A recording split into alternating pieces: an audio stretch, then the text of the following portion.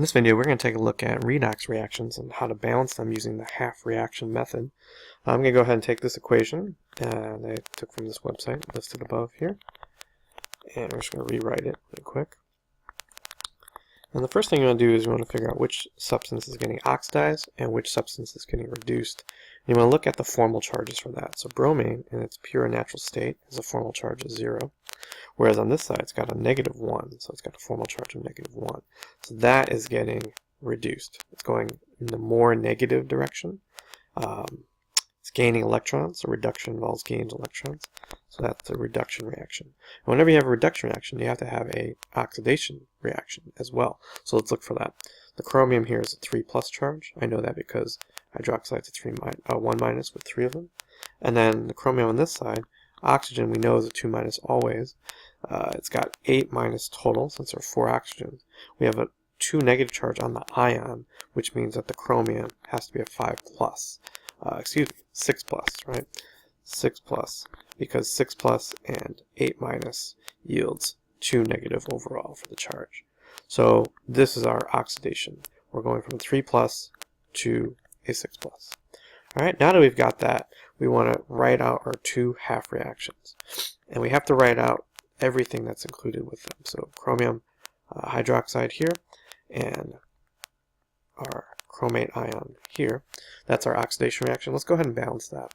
So first you generally want to look at the non-oxygens, non-hydrogens. I've got chromiums, 1 on each side. That's fine. Next I want to look at oxygen. Okay, and I'm going to balance oxygens using water molecules.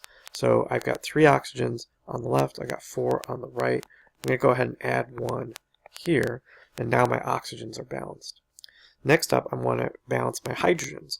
I've now introduced 2 hydrogens on the left side. I've got 3 on the left side as well. Therefore, I'm going to add 5 overall to balance that. So my hydrogens and oxygens are balanced. Now all that's left is actually the charge.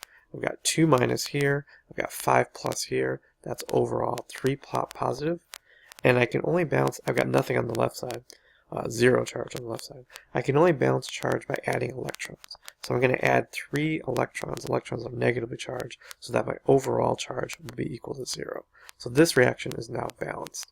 My oxidation reaction is balanced. Now for my reduction half reaction, I'm going to rewrite that. And this one's a little simpler, right? I don't see anything that has hydrogens or oxygens, so I can go ahead and balance just the bromines. I've got 2 on the left, I'm going to need 2 on the right. I can go straight to charge. I've got 2 negative on the left, so again I'm going to add 2 electrons on the left. Okay, so I've got 2 on the left, 2 on the right, everything is okay. And note what's happened here. 1, the charge on the top reaction is 0, the charge overall on the bottom reaction is 2-. I've got electrons on the right side for the oxidation reaction. I've got electrons on the left side for the reduction reaction. Okay, all these kind of go together, where you have, if you had electrons on the same side for your oxidation and reduction reaction, you know something's wrong. Also, if you didn't have an oxidation or a reduction reaction, you know something's wrong. Alright, so the next thing here is I want to combine these 2 reactions, but I can't combine them until I have the right number of electrons, because those will actually cancel each other out. So I'm going to actually multiply, least common multiple is 6. So I'm going to multiply the top reaction by 2 in order to get to 6, which means I'm going to multiply the bottom reaction by 3 in order to get to 6. I'm going to rewrite everything. So I've got 2 waters plus 2 chromium hydroxides yields 2 chromate ions plus 10 hydrogens plus 6 electrons. Okay, and then the bottom, we have 6 electrons plus 3 bromines yields 6 bromine ions. Okay, now when I add everything together, I can omit the electrons because those will cancel each other out. I'm just going to write everything together.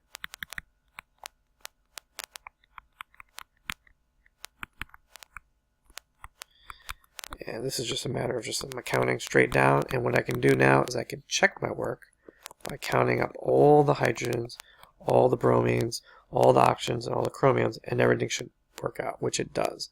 The last thing is, this is an acidic solution. And I know that because I have the hydrogens left. Now what if the question asks for basic solution? Okay, what I'm going to do is I'm going to add the exact number of hydroxide ions, so OH-, to the side that has the hydrogens, and I'm going to see what happens. So I'm going to rewrite this.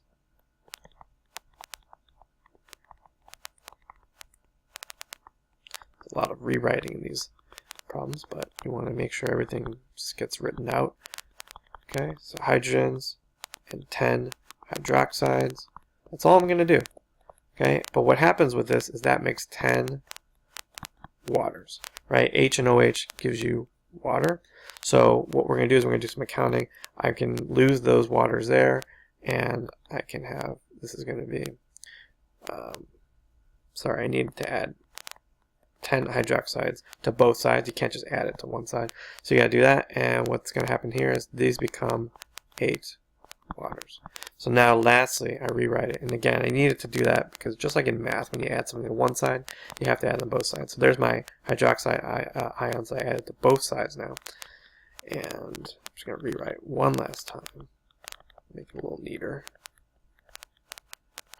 That's 2, 3, 4. And now 8 waters. That got rid of those hydrogen ions, or molecules, excuse me. Or ions, that was right. And I think I've got everything. Okay, so again, everything should balance out. 2 chromiums, 6 bromines. Let's look at hydrogen, 16. 6 plus 10, 16. And then 10 plus 6, 16 oxygens. 2 times 4, 8, plus 8, 16 oxygens. So this is now balanced redox in basic solution.